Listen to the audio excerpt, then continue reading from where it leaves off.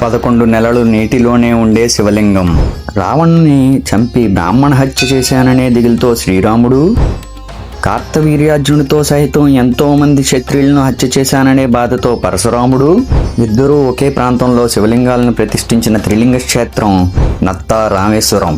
బ్రాహ్మణ హత్య చేసిన పాపం పోగొట్టుకోవడానికి శ్రీరాముడు సీతాదేవితో కలిసి గోస్తని నదీ తీరం దగ్గరికి చేరుకోగానే అక్కడ శివలింగాన్ని ప్రతిష్ఠించాలని అనుకున్నదే తడువుగా అక్కడున్న ఇసుక నత్తలతో సీతాదేవి సహాయంతో ఒక శివలింగాన్ని తయారు చేసి ప్రతిష్ఠ చేశాడు.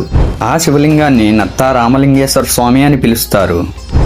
కార్తవీర్యార్జునుడితో సైతం ఎంతోమంది క్షత్రియులను హత్య చేసిన బాధతో పరశురాముడు కూడా తను పూజ చేసిన శివలింగాన్ని తీసుకొచ్చి అదే గోస్తని నదీ తీరంలో ఈ రాముడు ప్రతిష్ఠించిన శివలింగం పక్కనే ప్రతిష్ఠ చేశాడు.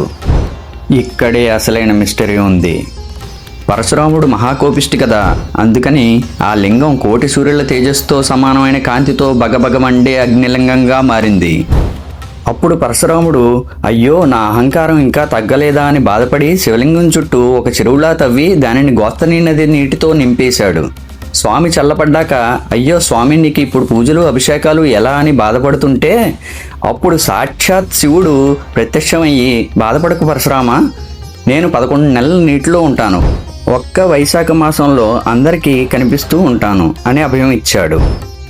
ఈ శివలింగాన్ని పరశురామలింగేశ్వర స్వామి అంటారని పురాణ కథనం.